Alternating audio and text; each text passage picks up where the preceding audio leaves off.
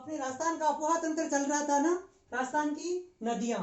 तो राजस्थानी नदियों में देखो, जो अरब सागर में जल गिराने नदी है उनको अपन ने देख लिया। 4 नदियां थी, लूणी, पश्चिम बनास, साबरमती और माही। वो चारों अपने हो गई। और जो बंगाल की खाड़ी में नदियां हैं जल गिराने वाली, वो 2 नदी है, बनास और चंबल। तो बनास को अपन ने देख लिया। आज बात करेंगे अपन किस नदी की? चंबल नदी की बात करेंगे। तो वही उसी रूप में पढ़ेंगे डायग्राम से। तो देखिएगा, बंगाल की खाड़ी की लास्ट नदी है चंबल। तो चंबल नदी की बात करेंगे आज, ठीक है। चंबल नदी,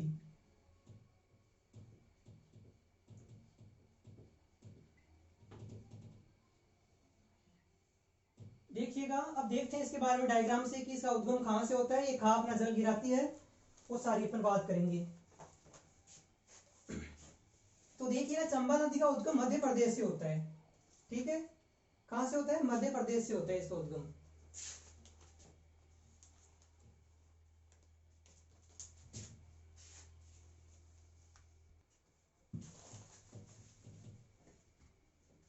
तो देखिएगा, मध्य प्रदेश से होती है यहां पे ना।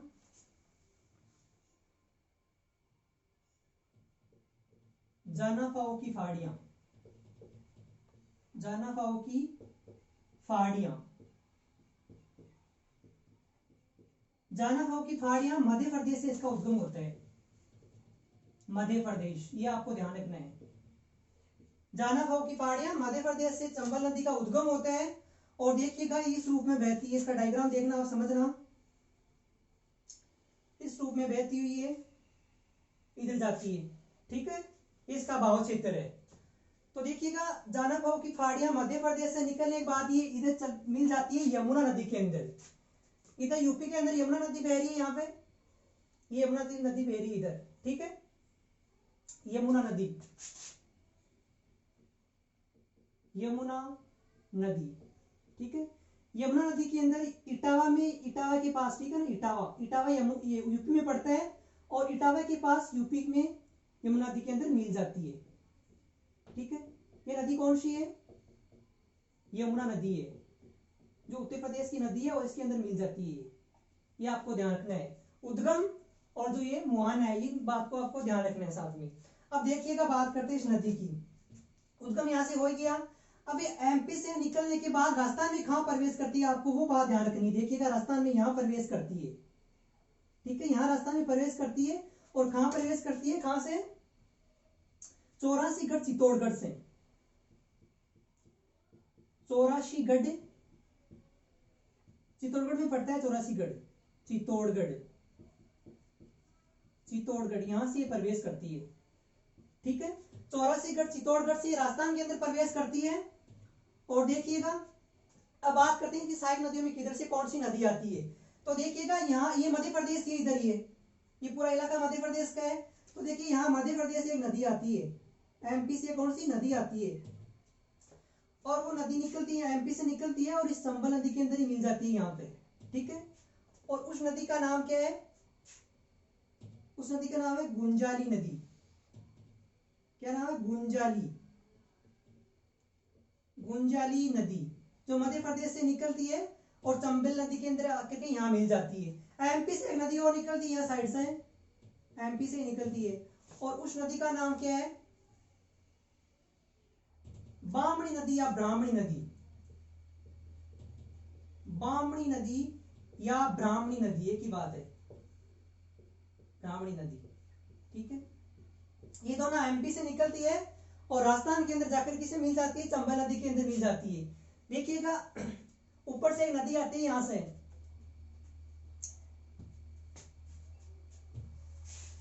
यहां साइड में पड़ता है भीलवाड़ा, ठीक है ना। और भीलवाड़ा से एक नदी आती है यहां से, यहां है भीलवाड़ा, ये भीलवाड़ा। और भीलवाड़ा से एक नदी आती है, कौन सी नदी? मेज नदी, ठीक है। ये आती है और यहां मिल जाती है, मेज नदी, ठीक है। मेज नदी, इसका उद्गम भीलवाड़ा से होता है और यहाँ चंबल नदी के अंदर मिल जाती है। अब देखिएगा, इसी की 2 सहायक नदियां बनती है। भीलवाड़ा की, तो ये भीलवाड़ा का क्षेत्र इधर ही है, ये पूरा क्षेत्र किसका है? भीलवाड़ा की। इधर साइड में पड़ता है थोड़ा सा। और भीलवाड़ा के साइड में इधर ये कौन क्षेत्र है? बूंदी का क्षेत्र है ये सारा, ये क्षेत्र बूंदी का है।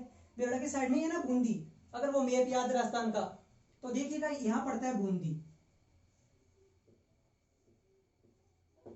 बूंदी, ठीक है। और बूंदी से दो नदियां निकलती यहाँ से, एक नदी निकलती है देखिएगा यहाँ से और जाकर किसे मिलती है, मेज नदी के अंदर मिलती है, और उस नदी का नाम है कुराल नदी, कुराल नदी, ठीक है। और बूंदी से एक नदी और निकलती है छोटी सी, और उस नदी का नाम है मांगली नदी, मांगली नदी, ठीक है। ये दो नदियां निकलती है किसे, बूंदी जिले से निकलती है और मेज की सहायक बनती है, और मेज फिर इसमें जल मिलाने के बाद किसे मिल जाती है, चंबल नदी के अंदर मिल जाती है। ये टोटल इसका इधर बूंदी का क्षेत्र है। तो देखिए बूंदी से एक इंपॉर्टेंट नदी और आती है यहाँ बूंदी से, ये बूंदी, और बूंदी से एक नदी का और उद्गम होता है जो चंबल के अंदर आके मिल जाती है, और उस नदी का नाम क्या है, चाकण नदी, चाकण नदी, जिसका उद्गम बूंदी से होता है और किसकी सहायक बनती है, चंबल नदी की सहायक बनती है। और ये चाकण नदी है, चाकण नदी में, चाकण नदी के ऊपर बूंदी के अंदर एक बांध बना हुआ है, ठीक है ना, इंपॉर्टेंट बांध है, और उस बांध का नाम ही क्या है, चाकण बांध, इसी नदी के नाम ये चाकण बांध। तो पूछे है कहां, तो बूंदी में, चाकण बांध किस जिले में, बूंदी में, ये आपको ध्यान रखना है। तो देखिएगा मध्य प्रदेश से चंबल नदी निकल रही है, ऐसे दक्षिण राजस्थान में बहती चंबल नदी आ रही है, और ये एमपी, इधर से राजसमंद से कौन सी नदी आ रही है, कल डायग्राम से देखा था अपन ने, कौन सी, बनास नदी आ रही है। तो बनास नदी इधर भीलवाड़ा, इधर अजमेर में बहती आती है, तो इधर से आती है बनास नदी, और किसे मिल जाती है, चंबल नदी के अंदर मिल जाती है। कल बात की थी ना, चंबल नदी मिलती है, और कहाँ मिलती है, सवाई माधोपुर से मिलती है, आपको याद है तो, ठीक है। तो देखो ये आ रही है चंबल नदी, ये चंबल नदी आ रही है, ये सॉरी बनास नदी, चंबल तो ये बनास नदी आ रही है, ठीक है, बनास नदी, ये बनास नदी आ रही है इधर से, ठीक है, और आकर किसे मिल रही है, चंबल नदी के अंदर मिल रही है। और देखिए कल बात की, जो ये बनास नदी है, चंबल नदी में कहाँ मिलती है, सवाई माधोपुर मिलती है ना, यहाँ पे सवाई माधोपुर में, याद है ना, तो ये आपको ध्यान रखना है। अब देखिएगा ये तो इधर की नदियां हो गई, अब देखिएगा इधर नीचे एमपी का इलाका, ये पूरा एमपी है, तो ये पूरा एमपी का इलाका है, ऊपर अपना राजस्थान है। तो देखना एमपी से नदी निकलती है यहां से, एमपी से, एमपी से एक नदी का उद्गम होता है, और वो नदी यहां से निकलती हुई किसे मिल जाती है, इसके अंदर मिल जाती है, किसमें, चंबल नदी में, यहाँ चंबल नदी के अंदर मिल जाती है नदी।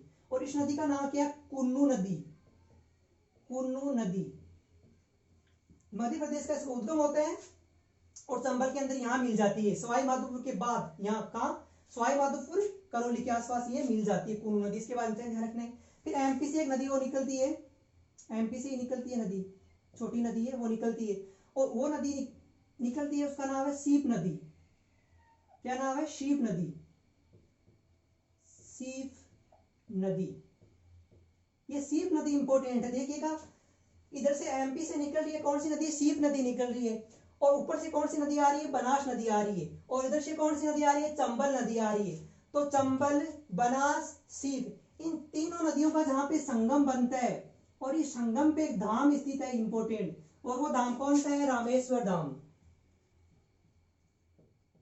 रामेश्वर धाम, ये इंपॉर्टेंट रामेश्वर धाम कहाँ है, चंबल, बनास, सीप, इन तीनों के संगम पर है। देखिएगा बनास नदी यहाँ मिलती है चंबल में, सवाई माधोपुर के पास ही मिल रही थी, तो ये रामेश्वर धाम सवाई माधोपुर के, ये भी ध्यान रखना, सवाई माधोपुर में ये, ठीक है, सवाई माधोपुर में ये भी आपको साथ में ध्यान रखनी है, ठीक है। अब आगे देखिएगा एमपी से एक नदी और निकलती है, यहाँ से एमपी से एक नदी का उद्गम हो रहा है, और वो नदी कौन सी है, पार्वती नदी, ठीक है, पार्वती नदी, और यहां मिल जाती है पार्वती नदी, ठीक है, कौन सी नदी हो गई, पार्वती नदी, ये पार्वती नदी मध्य प्रदेश से निकल रही है, और किसे मिल रही है, चंबल नदी के अंदर मिल रही है, ठीक है, ये बात पे आपको ध्यान रखना है। आगे मध्य प्रदेश से नदी वो निकलती है, एमपी से, ठीक है, एमपी से एक बड़ी सी नदी वो निकल रही है। देखिएगा ये एमपी से जो पार्वती नदी निकल रही है, ये चंबल नदी के अंदर मिल रही है ना, जहां वो स्थान, वो नदी है, स्थान है फलिया या पलिया, पलिया नामक स्थान में मिलती है, ये भी इंपॉर्टेंट चीज है, पूछे ना कहाँ मिलती है, तो पलिया नामक स्थान में मिलती है, और पलिया पड़ता है कहाँ, कोटा में, कोटा में ये पल्लीय स्थान। तो कोटा में पार्वती नदी पल्लीय स्थान पर चंबल नदी के अंदर मिल जाती है। यहाँ एमपी से एक नदी और निकलती है और उस नदी का नाम है कालीशील नदी। ये कालीशील नदी, ठीक है, कालीशील नदी।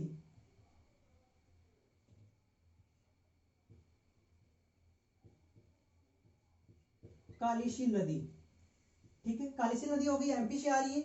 और ये जहां मिल रही है उस स्थान का नाम क्या है, वो भी एक स्थान पे मिलती है, वो भी है कोटा में है वो स्थान भी, ठीक है। और वो है नानेरा, नानेरा गांव है एक, नानेरा, नानेरा नाम का गांव है, वहां मिलती है, ठीक है, नानेरा स्थान पे मिलती है, कोटा के अंदर ही है कोटा। ये बात आपको ध्यान रखना है। तो एमपी से कालीशील इसकी सहायक नदी बन गई। इधर एमपी से नदी वो निकलती है, यहाँ से छोटी सी नदी निकलती है एमपी से, और वो सहायक बनती है किसकी, कालीशील नदी की सहायक बनती है। ये हो गई कालीशील की सहायक। और वो नदी कौन सी है, आहू नदी, ठीक है, कौन सी नदी है, आहू नदी, आहू नदी, ये भी आपको ध्यान रखना, आहू नदी। देखिए एमपी से तो दो नदी निकली छोटी छोटी, ये भी आपको ध्यान रखना, एमपी से निकल रही है दोनों, एमपी से, देखिएगा एमपी से एक नदी आ रही है इधर से, और वो किससे मिलती है, कालीशील नदी के अंदर मिल रही है, यहां आकर मिलती है। और उस नदी का नाम क्या है, परवन नदी, नाम सुना होगा, इंपोर्टेंट नदी है परवन नदी। और किसमें मिलती है, कालीशील नदी के अंदर मिल जाती है। और इधर एमपी से छोटी सी नदी और निकलती है, और वो मिलती है इसके अंदर परवन के अंदर, ये भी आपको ध्यान रखना है। और उस नदी का नाम क्या है, नेवज, नेवज नदी। देखिए छोटी छोटी नदी है एमपी से निकलने वाली, लेकिन ये अपनी अपनी एक एक बातें ली, ये कैसे देखिएगा, जैसे परवन नदी है, इधर से आहू नदी निकल रही है, तो देखिए एमपी से आहू नदी छोटी नदी निकल रही है, कालीशील निकल रही है, लेकिन ये नदियां छोटी इतना इंपोर्टेंस नहीं रखती, बल्कि इन पे देखिएगा जहां इनका संगम बनता है वो संगम इंपोर्टेंट है। तो आहू कालीशील दोनों नदियों के संगम पर एक दुर्ग बना हुआ है, कौन सा, प्रसिद्ध दुर्ग है, जल दुर्ग। कौन सा दुर्ग है, गागरोन दुर्ग, ठीक है, गागरोन दुर्ग, ये आपको ध्यान रखना है।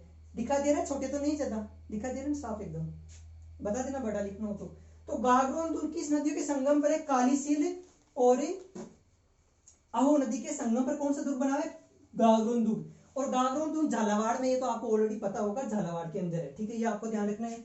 अब देखिए जहां परवन नदी है, ये परवन नदी का एक बना हुआ है दुर्ग, जो गढ़ बना हुआ है, वो कौन सा है, शेरगढ़, शेरगढ़, शेरगढ़ दुर्ग कहां बना हुआ है, परवन नदी के ऊपर। और शेरगढ़ कहां है, बारां में है, ठीक है।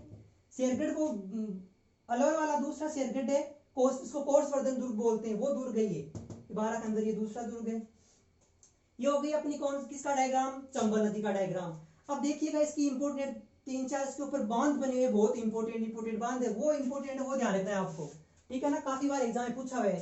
तो देखना मध्य प्रदेश से नदी निकल रही है, ठीक है, कौन सी, चंबल नदी का उद्गम हुआ, और 84 चित्तौड़गढ़ में प्रवेश करती है। तो ये इलाका आप किसका मान सकते हो, मध्य प्रदेश का मान सकते हो, यहां से तो राजस्थान से प्रवेश ही करती है, ठीक है, राजस्थान में प्रवेश करिए, आपको ध्यान रखना है।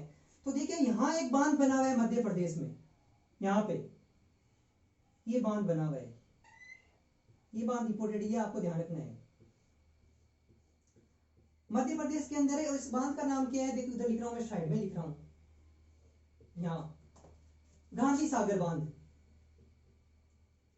गांधी सागर बांध, गांधी सागर बांध, और क्या है, मध्य प्रदेश में, इंपोर्टेंट बांध ध्यान रखना है। पहला बांध तो हो गया गांधी सागर बांध, कहां, मध्य प्रदेश में है। आगे चलो, तो आगे एक बांध बना हुआ है, कौन सा बांध है, यहां पे बना हुआ है वो बांध, ये लो, ये रहा, ये अपने राजस्थान के अंदर है, ठीक है। और इस बांध का क्या नाम है, राणा प्रताप सागर, राणा प्रताप सागर बांध, सागर बांध, ठीक है, राणा प्रताप सागर बांध। और ये बांध है चित्तौड़गढ़ जिले के अंदर पड़ता है, ये चित्तौड़गढ़ जिला है ना, यहाँ पे चित्तौड़गढ़ का, तो चित्तौड़गढ़ के भैंसरोडगढ़ में है ये, ठीक है ना, भैंसरोडगढ़, भैंसरोडगढ़, ठीक है। देखिए भैंसरोडगढ़ का दुर्ग भी है चित्तौड़गढ़ में, और बेंसरोगढ़ के अंदर ये राणा प्रताप सागर बांध बना हुआ है चित्तौड़गढ़ के अंदर, ये आपको ध्यान रखना ही था। आगे देखो 2 बांध और बनी हुई इसके ऊपर, वो कौन कौन सी देखना, वो बांध दोनों नदियों के मध्य है, ठीक है ना, ये मेज और ये आ रही है ना, इन दोनों के मध्य कौन कौन सी देखना। एक बांध तो ये 2 बांध यहाँ पे, ठीक है ना, कौन कौन से, एक बांध तो यहाँ बना हुआ है, दोनों बांध कोटा के अंदर ही है दोनों ही, ठीक है, दोनों बांध कोटा जिले में ही है, देखना। ये एक बांध तो है कोटा, ये सॉरी जवाहर सागर बांध, ठीक है, जवाहर सागर बांध, थोड़ा ऊपर लिख रहा हूं मैं, ये यहाँ जगह नहीं, छोटा अभी दिखाई नहीं देगा आपको, जवाहर सागर बांध। और ये कौन सा बांध है, कोटा बेराज बांध, कोटा बेराज,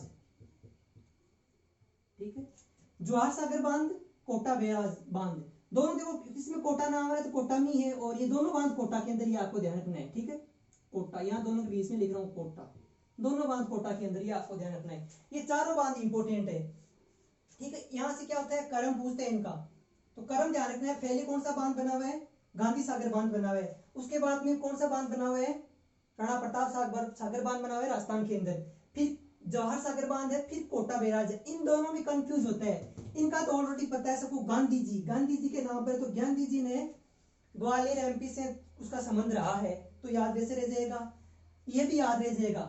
राणा प्रताप, महाराणा प्रताप हुए थे, उनके नाम पे राणा प्रताप नाम सागर बने, तो राणा प्रताप ने शासन कहाँ ज्यादा किया था, चित्तौड़गढ़ मेवाड़ में किया था, वो याद रह जाएगा। ये दो भी याद रहेगा, कंफ्यूज रहते हैं कि पहले कौन सा है, और एग्जामिनर यही पूछता है करम, तो पहले कौन सा है, तो जवाहर पहले है, कोटा जिला आगे आता है, तो जवाहर पहले, कोटा बाद में है, ये डाउट आप क्लियर करके रखना। और देखिएगा ये बामणी नदी आ रही है इधर से, इधर चंबल नदी आ रही है, तो ये देखो यहाँ जहाँ मिल रही है, यहाँ बेंसरोगढ़ के अंदर ही मिल रही है, ठीक है, बेंसरोगढ़ स्थान पे मिल रही है, और यहीं पे बेंसरोगढ़ का दुर्ग भी बना हुआ है, चित्तौड़गढ़ दुर्ग है, बेंसरोगढ़ दुर्ग, ये भी आपको ध्यान रखना है, और ये चित्तौड़गढ़ के अंदर है। तो ये है अपना चंबल नदी का डायग्राम, ठीक है। अब आप इस तो आप एक बार स्क्रीनशॉट ले तो ले लो, ठीक है। तो अब देखिए इसको एक बार वापस अपन देखेंगे, समझेंगे वापस इसके बारे में पूरी डिटेल वापस देखते हैं। देखना डायग्राम तो होगी, एक बार मैंने समझा दिया, एक बार वापस समझा देता हूँ आपको, मतलब याद ही करवा देता हूँ, समझाने की बात नहीं है, याद करवाता हूँ, देखना याद करना आप, ठीक है। देखना बात किसकी हो रही है, चंबल की अपन बात कर रहे हैं, ठीक है। तो देखना चंबल का उद्गम कहां से हो रहा है, मध्य प्रदेश से हो रहा है। सबसे पहले बात तो ये ध्यान रखना, मध्य प्रदेश से उद्गम हो रहा है। मध्य प्रदेश में कहां से हो रहा है, जानापऊ की फाड़ियां मध्य प्रदेश से उद्गम हुआ। ये इसका भाव क्षेत्र देखो, इस रूप में बहती है और 6 जिलों में बहती है, वही कंडीशन है, बनास भी छमे थी, चंबल भी छमे और लूणी भी छमे, तो इधर से बहती हुई आ रही देखना। और कहां मिल रही है, इधर यमुना नदी के अंदर मिलती है ये, ठीक है ना। और यमुना नदी मिलती है कहां, इटावा के पास मिलती है, यूपी के अंदर। और जो इटावा है, इटावा गांव, ये यूपी के अंदर ही है, ठीक है, यहाँ आकर मिल जाती है। अब देखना आप, यहाँ एमपी से एक नदी आ रही है, कौन सी, गुंजाली नदी, और किसके अंदर मिलती है, चंबल के अंदर मिलती है। तो एमपी से आ रही है और चंबल के अंदर मिल रही है, सबसे पहले नदी तो आपको ये ध्यान रखना है। आगे चलो आप, आगे फिर देखना एमपी से एक नदी और आ रही है, और उस नदी का नाम क्या है, बामणी नदी या ब्राह्मणी नदी, और वो भी किससे मिल रही है, चंबल नदी के अंदर मिल रही है। तो दोनों नदी एमपी से निकली है, कौन सी, गुंजाली ब्राह्मणी, याद रखना, गुंजाली ब्राह्मणी दोनों एमपी से निकल रही है, और किससे मिल रही है, चंबल नदी के अंदर मिल रही है। अब देखना एमपी से इधर आओ आप, मध्य से होकर राजसमंद इनको छोड़ो, ऊपर चलो यहाँ भीलवाड़ा, तो भीलवाड़ा से नदी आ रही है, कौन सी नदी आ रही है, मेज नदी आ रही है, और मेज नदी आती है और किसमें, चंबल के अंदर मिल जाती है। अब देखना भीलवाड़ा, ये भीलवाड़ा का क्षेत्र इधर, ये बूंदी का क्षेत्र साइड में, इधर ये बूंदी का। तो बूंदी से देखना 2 नदियां आ रही है, एक तो कौन सी, पुराल नदी, और एक कौन सी, मांगली, दोनों नदियां बूंदी से आ रही है, और मेज की सहायक बन रही है, मेज के अंदर मिल रही है, और मेज आकर किससे मिल रही है, चंबल के अंदर। फिर बूंदी की बात करें इधर, तो बूंदी से कौन सी नदी निकल रही है, चाकण नदी का उद्गम हो रहा है बूंदी से, और बूंदी से चाकण नदी का उद्गम हो रहा है, उस चाकण नदी पे ही चाकण बांध बना हुआ है बूंदी के अंदर ही, ठीक है, ये भी आपको ध्यान रखना है। आगे चलो, इधर से बनास नदी आ ही रही है, ठीक है, उसका उद्गम यहाँ कमनौर की फाड़िया राजसमंद से बहती हुई अजमेर से इधर टोंक से इधर आती हुई बनास नदी, ये यहाँ आकर मिल जाती है, किसमें, चंबल नदी के अंदर। ठीक है, ये हो गई किसकी, दाएं किनारे की नदियां, सॉरी बाएं किनारे की नदियां। अब देख इधर से चलो, आप इधर देखिए मध्य प्रदेश से नदी निकलती है, उस नदी का नाम है कूनू नदी, और वो इस चंबल नदी के अंदर मिल जाती है। फिर एक एमपी छोटी नदी और निकलती है शीप नदी, और शीप नदी मिलती है किसमें, चंबल नदी में और बनास नदी। तो चंबल बनास शीप तीनों के संगम पर रामेश्वर धाम सवाईमाधोपुर के अंदर बना हुआ है। यहाँ पे मेला भी लगता है, अच्छा धाम हो तो मेलों में कर लेंगे अपन। अब देखना एमपी से एक नदी और आ रही है, कौन सी, पार्थी नदी, और पार्थी नदी किसमें, चंबल में मिल रही है, खाप, ये इंपॉर्टेंट है, मिल खा रही है, पलिया, पलिया नामक स्थान है कोटा में, वहां इसका संगम हो रहे हैं। अब देखना एमपी से एक नदी आ रही है, बड़ी नदी, कौन सी, कालीसील नदी, ये रही कालीसील नदी, और किसके अंदर मिल रही है, चंबल नदी के अंदर मिल रही है। और इधर एमपी से एक नदी आ रही है आहू, और आहू मिल रही है किसमें, कालीसील के अंदर। तो ये जो आहू नदी है ना, आहू और जो कालीसील, इन दोनों के संगम पर यहाँ जो इनका मेल होता है, यहाँ पर बना हुआ है गागरोन दुर्ग, और गागरोन दुर्ग का है झालावाड़ के अंदर है, ये आपको ध्यान रखना है। अब देखना एमपी से दो नदियां आ रही है छोटी छोटी, एक तो आ रही है कौन सी, परवन नदी, एक कौन सी आ रही है, नेवज नदी। तो परवन तो किसमें मिलती है, देखो ये मिलना कोई इंपोर्टेंट नहीं, आप इतना ध्यान रखना, एक तो नेवज आ रही है, ये परवन आ रही है, और दोनों किसके अंदर मिल रही है, कालीसिंध में मिल रही है। और जो ये परवन नदी है, इस परवन नदी के ऊपर एक दुर्ग बना हुआ है, शेरगढ़ दुर्ग, जिसको कोसवर्धन दुर्ग भी बोलते हैं। ठीक है, जलदुर्ग है नदी के ऊपर, तो जलदुर्ग हो गया, और 12 के अंदर है, ये भी आपको ध्यान रखना है, ये इसकी बातें हैं। अब एक इंपॉर्टेंट है, एक बांध तो ये बना हुआ ही बूंदी पर चाकण नदी पे, याद रह जाएगा तो। अब इंपॉर्टेंट ये 4 बांध है, कौन कौन से, गांधी सागर बांध, राणा प्रताप सागर बांध, जवाहर सागर, कोटा बैराज, ये 4 बांध याद मैं बता दिए, पहले में समझा दिए, और आप देख लो, गांधी सागर एमपी में है, और राणा प्रताप सागर चित्तौड़गढ़ के अंदर है, जवाहर सागर कोटा बैराज कोटा के अंदर है, दोनों चारों बांध है, ये आपको याद रखना है। ठीक है, देखना ये एक एक बात इंपॉर्टेंट है, मैंने कचरा बिल्कुल बताया नहीं, सिलेक्टेड चीजें बताई जो अक्सर एग्जाम में किसी न किसी रूप में क्वेश्चन पूछते हैं। ठीक है ना, यही तरीका है नदियों को याद करने का जो मैंने आपको बता दी है। अब बात करते हैं इस चंबल नदी के बारे में, इनकी बातों की चर्चा करते हैं। ठीक है ना, यही बातें, यहीं से बातें उठने वाली है, चलो उसकी चर्चा करते हैं, देखिएगा। बस ये डायग्राम से ही बातें बनने की, सब बातें इस डायग्राम से ही होना है, तो आप डायग्राम को साथ में ध्यान रखना, और आपने स्क्रीनशॉट लिए है तो उसको साथ में रखना और देखते रहना। नदियों को तो याद करने का यही तरीका है, और तो आप किसी रूप में डायरेक्ट पढ़ के तो याद कर ही नहीं सकते हैं अपन। ठीक है, तो देखना चंबल नदी की बात कर रहे हैं। ठीक है,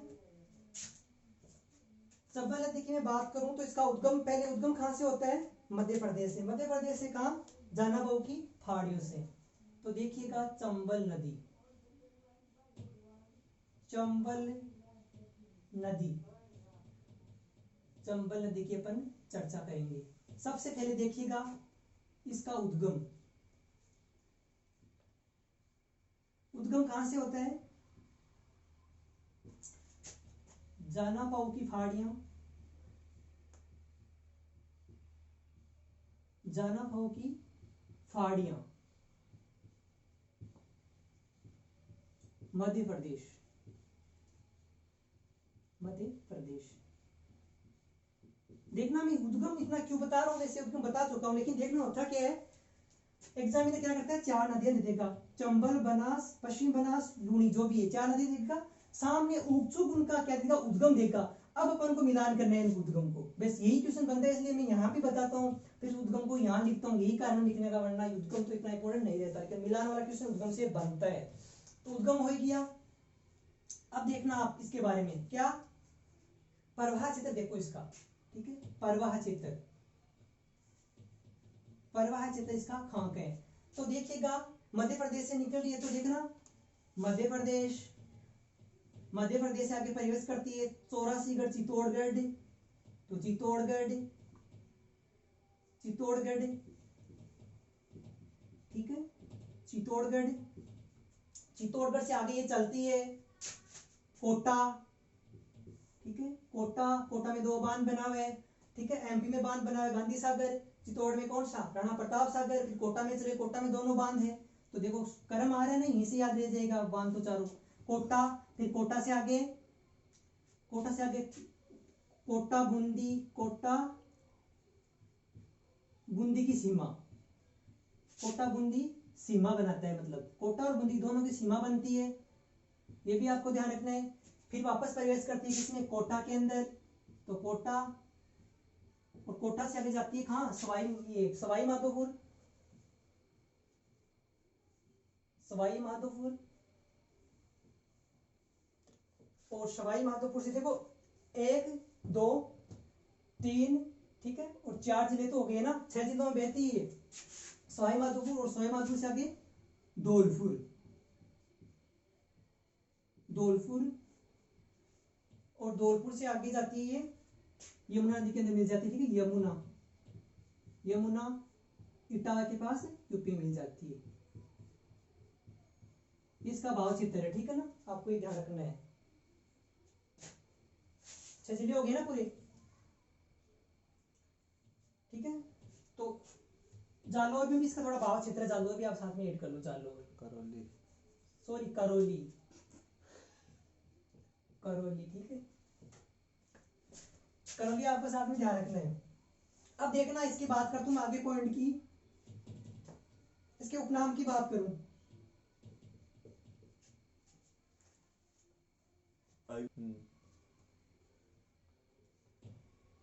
ठीक है, उपनाम की बात देखिएगा, चरमवती, चरमनवती या चरमवती की बात है, चरमनवती, जो भी आप ध्यान रखना, चरमनवती, चरमवती नदी, ठीक है, चरमनवती नदी राजस्थान की कामधेनु बोलते हैं इसको, राजस्थान की कामधेनु, कामधेनु इस नदी को बोलते हैं। इंपॉर्टेंट है, क्वेश्चन पूछ सकते हैं कि राजस्थान की कामधेनु किस नदी को बोलती है, तो चंबल नदी हो जाएगी। आगे देखिएगा, मैं बात करूं उसकी सहायक नदियों की बात करते, देखना आपकी सहायक नदियां कौन कौन सी है, और देखना, तो दाएं किनारे की सहायक नदी देखना, पहले दाएं किनारे की सहायक नदियां, दाएं किनारे कौन से होगी नदी का, ये, तो दाएं किनारे सहायक देखना आप, कूनू, कूनू इसकी सहायक नदी है दाएं किनारे की, सीप, कूनू, शिव, पार्वती, ठीक है, कालीसिल, कालीशिल, देखने का मतलब है ना, एक नाम की 2 नदियां हो सकती है, उसमें कोई निकली को, कालीसिल नदी एक तो कहां से निकली आप बताएं, मध्य प्रदेश से निकली है, तो एक नाम की 2 नदियां हो सकती है, ये तो कोई नहीं है। तो देखना कालीसिल ये एमपी से आ रही है, एक कल चर्चा की थी, कालीसिल यहाँ किससे आ रही है, करौली से कालीसिल नदी आ रही है, और वो बना से मिल रही थी, उसमें डाउट मत करना आपकी, कल तो वहां बता रहे थे आज, तो एक नाम की 2 नदियां हो सकती है, कालीसिल, आहू, ठीक है, आहू, परवन, परवन, नेवज, नेवज, ये क्या है, दाएं किनारे की सहायक नदियां इसकी, ठीक है। आगे बात में किसकी, बाएं किनारे की, बाएं किनारे की सहायक नदी देखिए किसकी, चंबल की बाएं सहायक नदी देखिएगा, गुंजाली, गुंजाली, बामणी, बामणी या ब्राह्मणी, और आगे मेज, ठीक है, मेज, मांगली, मेज मांगली, ठीक है, और कुराल, मेज मांगली कुराल दोनों गुंदी से निकलने वाली नदियां हैं, ठीक है, और बनास और चाकण, ये नदियां किसकी है, बाएं किनारे की साइड नदी है, ये भी आपको ध्यान रखना है। देखना ये जो ये बनास नदी, चंबल नदी है ना, ये राजस्थान की सबसे बड़ी नदी है, तो चंबल राजस्थान की सबसे बड़ी नदी है, सबसे बड़ी नदी है, ये आपको ध्यान रखना है, चंबल राजस्थान की सबसे बड़ी नदी है। तो देखिएगा, जो ये चंबल नदी है, ये ना एक गार्ज बनाती है, गार्ज आप समझते होंगे, गार्ज का मतलब ये वहां से नदी बह रही है, तो कुछ दलदली मतलब दलदली इलाके में बहती है, तो वो गार्ज बनाती है, देखिएगा 84गढ़, 84गढ़ से प्रवेश करती है, एमपी को छोड़ दो, 84गढ़ राजस्थान से, तो 84गढ़ से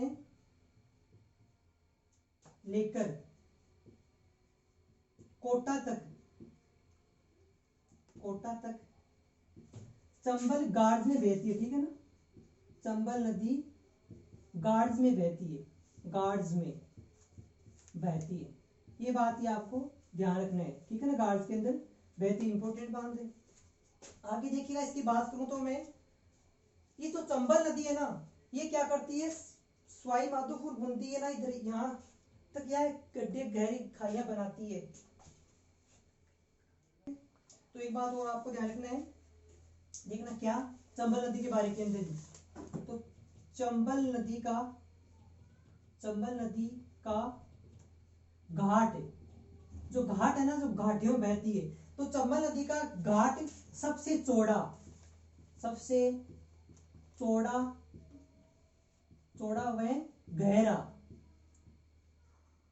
गहरा, कहाँ है सबसे ज्यादा, केशवरायपाटन बूंदी के अंदर, केशवरायपाटन बूंदी के अंदर, ध्यान रखना है, ठीक है, बूंदी के अंदर है, ये बात रखना है। चंबल नदी का घाट सबसे चौड़ा व गहरा केशवरायपाटन बूंदी में है, ये आप उसको बात ध्यान रखनी है। दूसरी बात देखना चंबल नदी की, ये चंबल नदी क्या करती है, गड्ढे गहरे गड्ढे बनाती है, गहरी खाइयां बनाती है, ठीक है ना, और उस क्षेत्र जो बड़े बड़े जो खाइयां बनाती है, गहरे गड्ढे जमीन को धरातल को काट करके, उसको बोलते हैं बीहड़, या तो देखना चंबल नदी द्वारा, ठीक है, नदी द्वारा धरातल को काट कर बनाया गया क्षेत्र, ठीक है ना, बनाया गया क्षेत्र बीहड़, ठीक है ना, बीहड़ या ढांग क्षेत्र कहलाता है,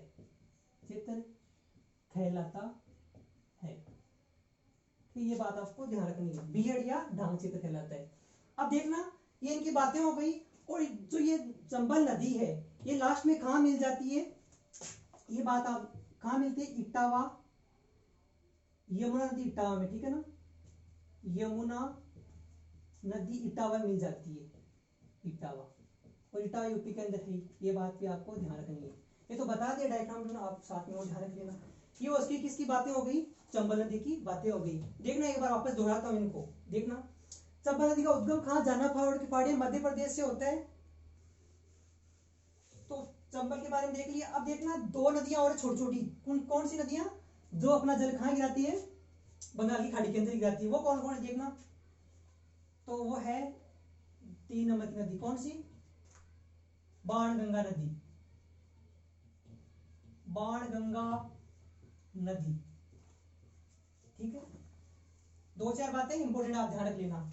देखिएगा बाणगंगा नदी का उद्गम कहां से होता है, बाणगंगा नदी का उद्गम होता है बेराट की पहाड़ियां, जयपुर,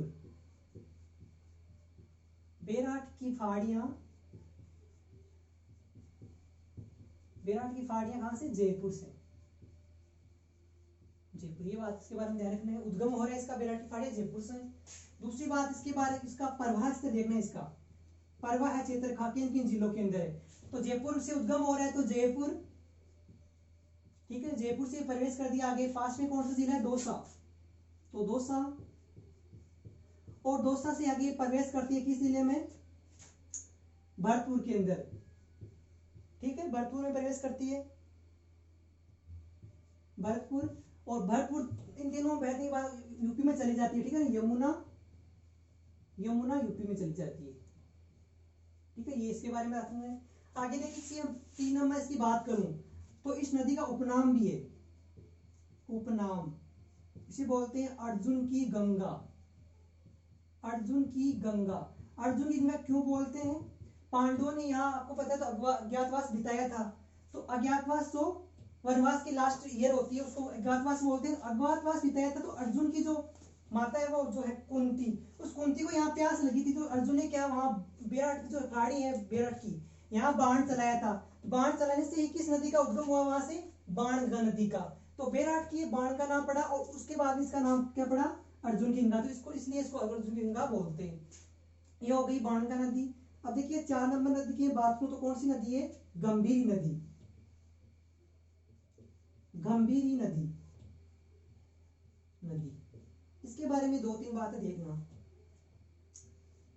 इसका जो प्रवाह क्षेत्र है जहां से ये प्रवेश कर जिन जिन जिलों में बहती है वो देखना कौन कौन जिलों में बहती है गंभीर नदी। देखिएगा करौली, ठीक है, करौली, सवाई माधोपुर,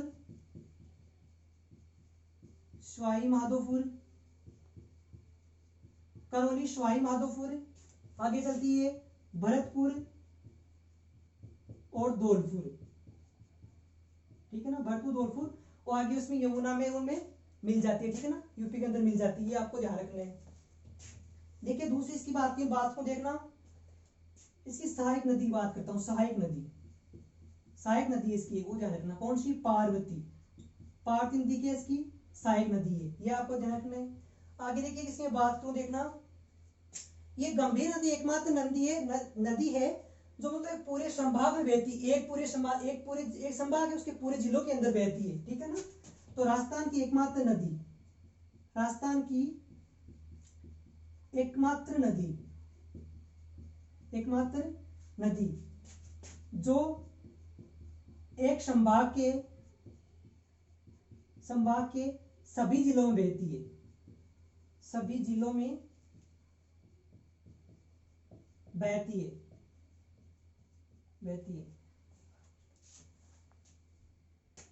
ठीक है। जो एक संभाग है कौन सा, भरतपुर संभाग है, ठीक है ना, ये सारे जिले सारे भरतपुर के तो ना चारों जिले, तो इस संभाग में बहती है।